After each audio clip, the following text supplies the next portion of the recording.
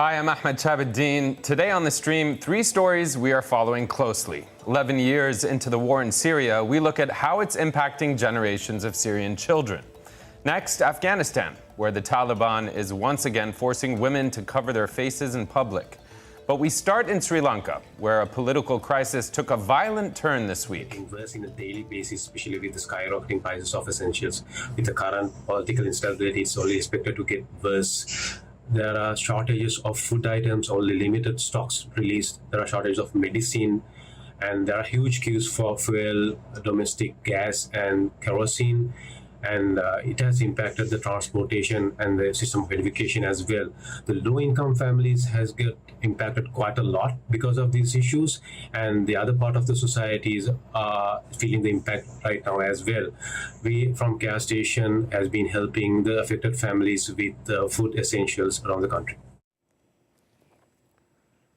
On Thursday, Sri Lankan President Gotabaya Rajapaksa appointed a new prime minister to contain protests over his handling of a severe economic crisis. The government is grappling with rising oil prices and the impact of tax cuts. Here to discuss more from the capital, Colombo, is Al Jazeera's Manel Fernandez. Manel, thank you for being with us. I want to kind of get straight to it. It seems like every day the situation is escalating, a political crisis, economic crisis, turning into basically social upheaval. What's the latest? So a couple of hours ago, we got a new Prime Minister, Ranil Wickremesinghe. He is not new to the role, but it's his latest sort of turn at the post of Prime Minister of Sri Lanka. He's been serving for a record number of times as Prime Minister of this country, and this is term number 6. Interestingly, he's never yet been able to complete a full term, Ahmed. Right, and I understand that even though he's been on the political scene for decades, he doesn't have a lot of support amongst the public or the opposition, as you outlined. I mean, it seems like Sri Lanka's economy, as we've been talking about for weeks, as we know, is in a free fall. In terms of the desperation, for lack of a better word, what's it like, Manel, on the ground? I mean, I've seen the lines, I've seen a lot of footage of people looking for basic goods. How bad is it? It's getting increasingly difficult to source essentials. Now, there are obviously certain kinds of goods that are in short supply or just not available. For example, cooking gas or now petrol and diesel fuel for vehicles.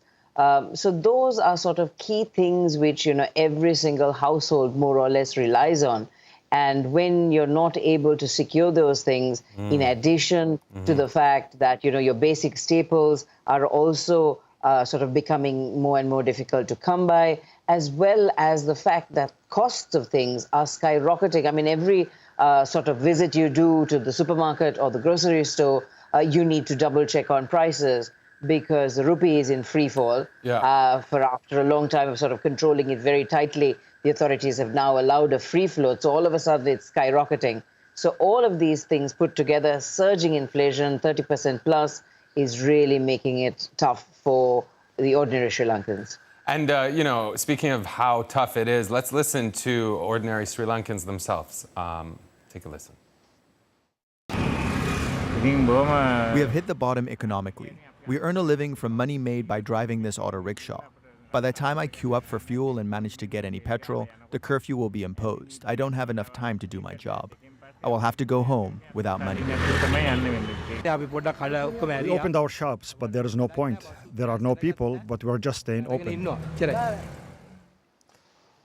I see those people speaking and I hear what you're saying. It seems like concerns are rising, yet when it comes to the president himself, he's tweeting saying, "I urge all Sri Lankans to reject the subversive attempts to push you towards racial and religious disharmony. Promoting moderation, toleration, and coexistence is vital." This religious disharmony that we keep hearing about, I mean, Sri Lankans have criticized the speech on Wednesday by the president. I believe it was his first, if I'm not mistaken, Manel, since the protests really began. Where do you see this going? Is he able to contain this politically, economically? Is he going to be able to appease people or to deliver the basics for them not to increasingly get more volatile and violent?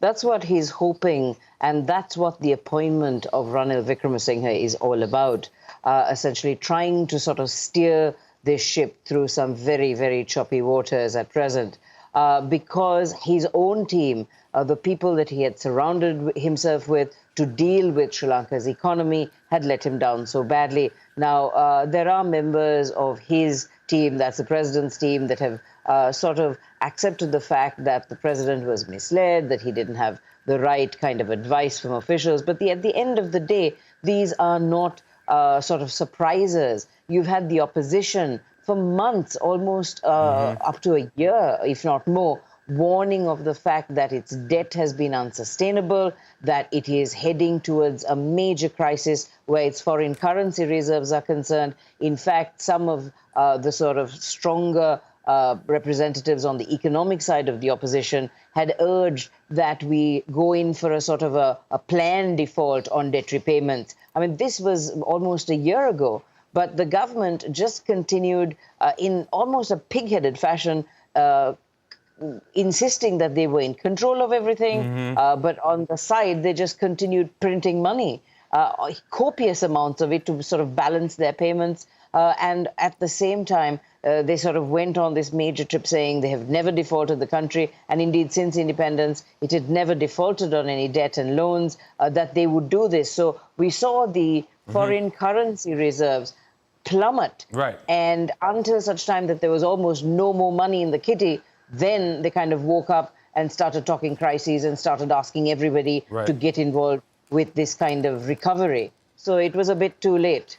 Right, and you know, we have a lot of people in our YouTube chat commenting live saying, for example, Rizwan Rahim saying Sri Lanka's economic crisis is a tailor-made one by the Rajapaksa family. And we've also been seeing a lot of those footage, really shocking footage of cars, as you can see on Twitter right here, being dumped into the water there, into lakes. And, you know, it seems as though certainly online that the story is not going anywhere. We're going to keep following it. Minal, I want to thank you for joining us. We're going to have to leave it there for today. But you can also follow all of Minal's reporting at aljazeera.com. From Sri Lanka, we now move to Syria. In 2021, on the stream, we marked 1 decade of war, but we also candidly asked, does anyone even care anymore?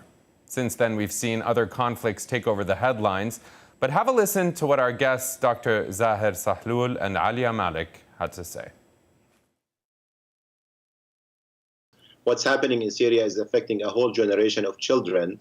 The Syrian crisis started with children calling for freedom, and 55,000 of them have been killed since the beginning of the crisis. Their life expectancy was cut down by 13 years in the 10 years of conflict, and they still are the main victims of the crisis. And unfortunately, the international community does not have a solution for them to end this crisis and move towards peace and justice. You know, children are quite literally the future. And I just think, how can you build a future on, you know, for this generation and with this generation, by this generation, when the trauma is so immense and there isn't really a possibility to remediate it by asking for justice or accountability. This week, UNICEF warned that 12.3 million Syrian children are in need of aid both inside the country and in the wider region where they've fled since the war began. To discuss this, we have Juliet Touma. She's Regional Chief of Advocacy and Communications for UNICEF in the Middle East and North Africa. Juliet, thank you for being with us. I want to ask you straight off the top, we've heard a lot of different concerns around the welfare, the well-being of children in Syria. What is the most pressing matter on your mind? Ahmed, first of all, let me thank you for having me, but more importantly, sincere condolences for your loss over the killing of Shireen Abu Aqli.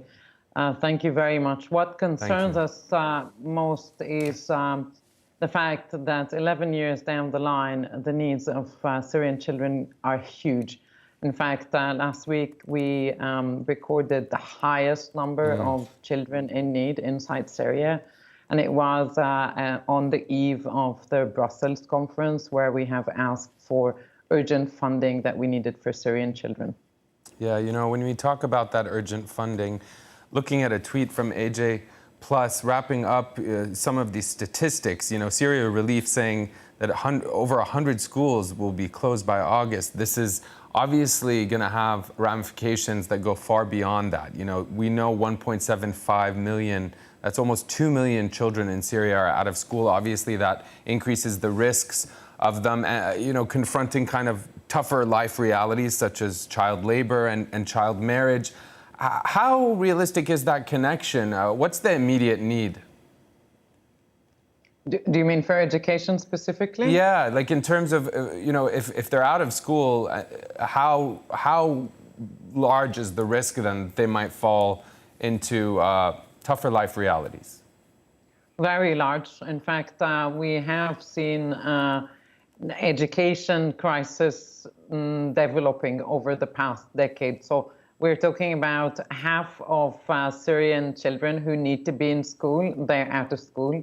And the longer children stay out of school, UNICEF knows that from other settings, the more difficult it becomes to get children back to school. So they do indeed fall prey to child labor and child marriage. And in the case of Syria, we've seen many, many children sadly joining the fighting. Right, and it's really tough to imagine. It's been over 10 years, and yet it's so seldom that we actually see any real focus, at least in the media, quite frankly, these days, put on Syria.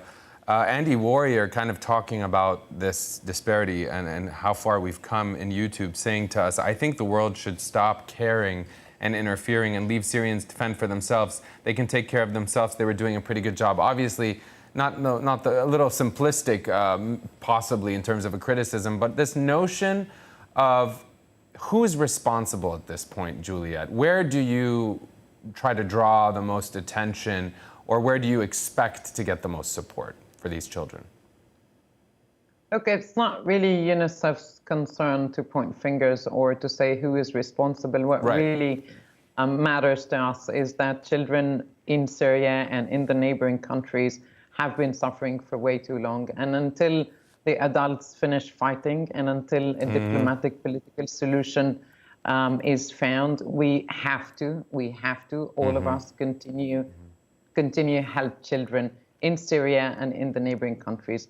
The needs are huge. The ripple effects of the Syria crisis into Syria's neighboring countries like Lebanon, Jordan, Turkey, Iraq, Egypt is phenomenal. These countries have been so generous, taking on almost 6 million refugees over the course of the years. We can't give up on Syria's children and the children of the region. And really protracted conflicts obviously making that all the more challenging, with what's happening in Ukraine and Russia and the fallout. I do want to ask you, before I let you go, Juliet, still in our region, if you will, mental health really a taboo. I do know that thousands of children have been identified as needing psychosocial support due to trauma, and that this also might mean that they're less likely to get that important support. How big an aspect is that in terms of where the needs are for these children? Huge. The children of Syria not only live in a war, they live in a war inside them. They've seen atrocities that no one should see. I mean, when I was in Syria, I remember meeting a child who was, I think, about 7 or 8 years old, and all he talked about was about death. And he used the word death so many times, and it was just mind-boggling that a child his age knows what death means. He's witnessed death.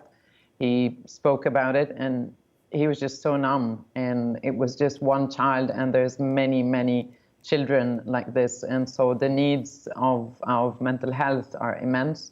We do know that children inside Syria, especially those living in areas where the conflict is ongoing, like in the northwest, they have trouble sleeping, they bedwet, they cry all the time, they're clingy.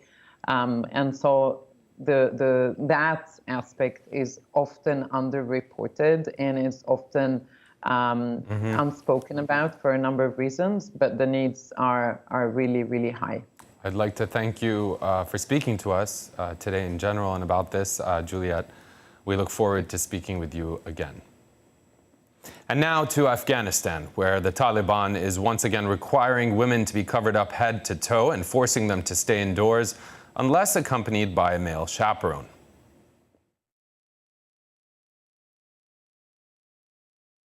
The Taliban's latest order is a very serious escalation in their ongoing attack on women's rights.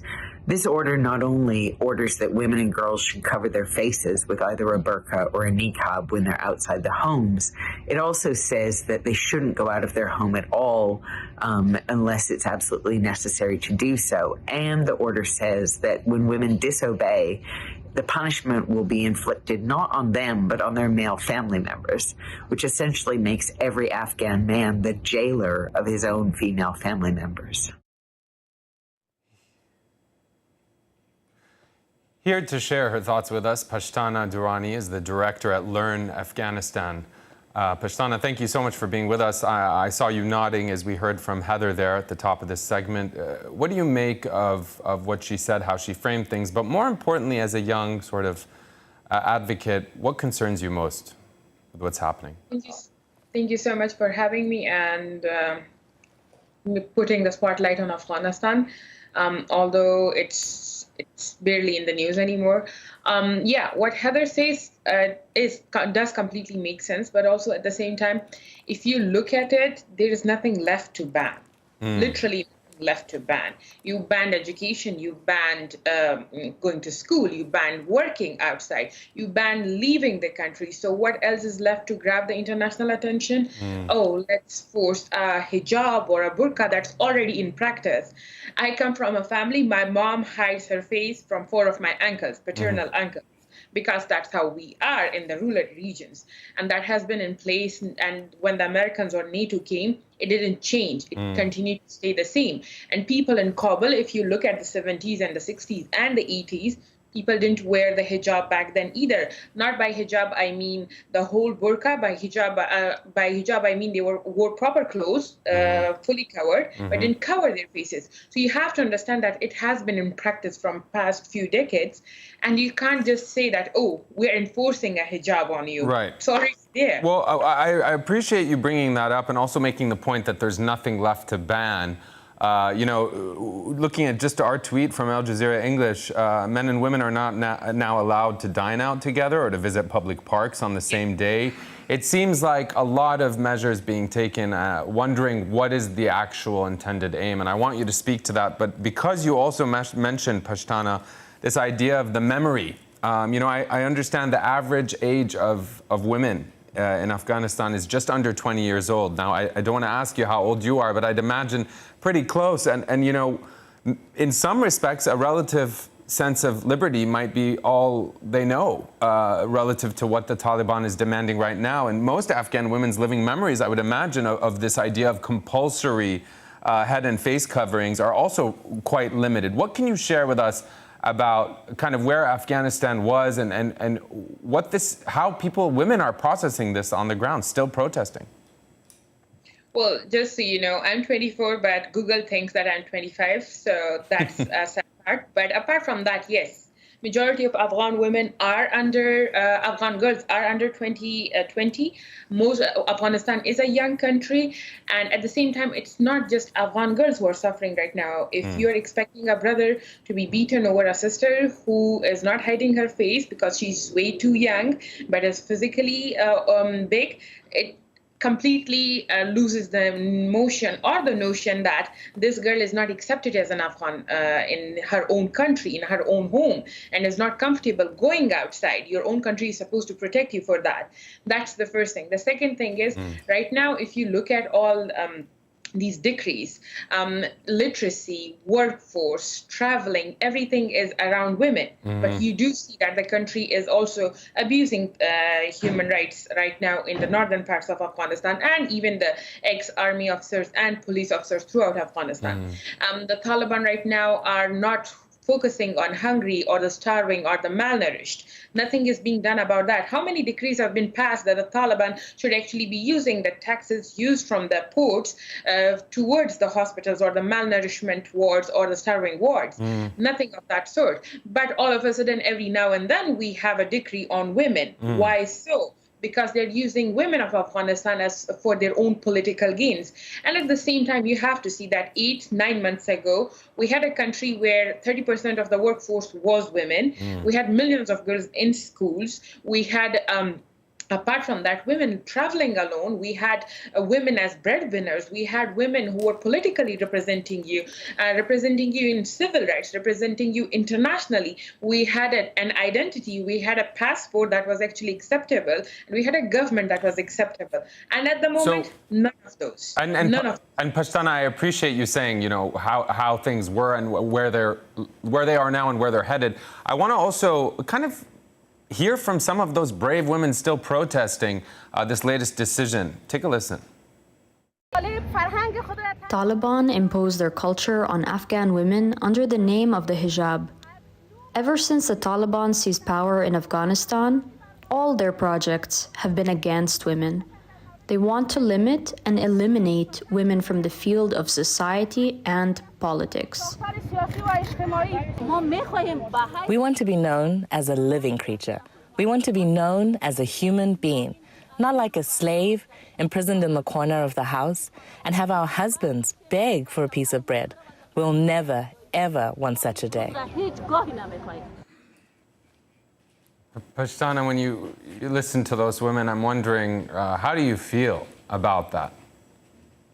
See, I'm going to be honest. At one point, I am proud that there are women, despite any way out of all this stuff, they're still standing up straight. I do feel proud. But at the same time, I do feel sad that for the past 20 years, our women were weaponized, used for legalizing this war. And then now, post this, even now, women are used as political pawns by the current regime to have their own recognition and political gains. So yes, there is a sense of pride, but also a sense of hopelessness and sort of, you know, when you feel down, because that's not what they deserve. They're supposed to be at work. Right. They're supposed to be looking after the students, not this. Are you optimistic, Pashtana? I mean, we have a question from Andy in our YouTube chat saying, what do Afghanis feel about their neighbors and their role in the plight of Afghanistan? Are they helping or not helping? I mean, looking regionally, looking at the international community, you mentioned at the top of the show that, you know, Afghanistan, unfortunately, isn't really covered the way it perhaps once was. Are you optimistic that things will change for women? And even more broadly, as you made the point, you know, there have been new videos and testimonies that have been emerging online of new executions as well as arbitrarily detaining unarmed civilians. Are you optimistic for the future of Afghanistan? I think I am optimistic about the women of Afghanistan and the fact that we have risen back in the day, and it's nothing new. This has happened to us again and again. But then at the same time, one thing that I want to highlight is the regional powers have always been against Afghanistan. They have always played a vital role to make sure that the women of Afghanistan are always backpedaled. And I'm currently honestly disappointed at the fact that the regional women who are actually Muslim don't feel the same towards their own Muslim sisters who are suffering right now under a regime that's imposing so many laws that are not even Sharia-wise right. Yeah, you know, as you talk about those women, I mean, what do you think they can do? What is their role?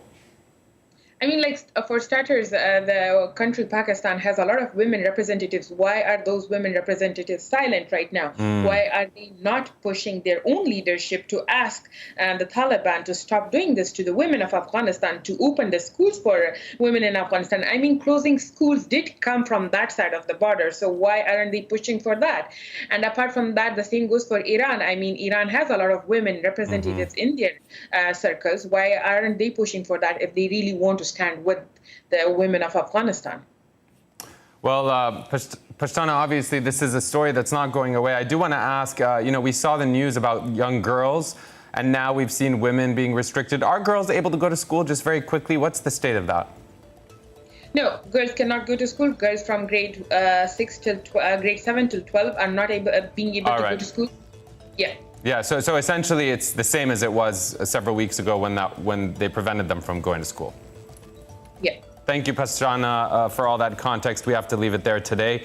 But remember, if you're watching this at home and you have story ideas you'd like to see on the show, tweet us at AJ Stream.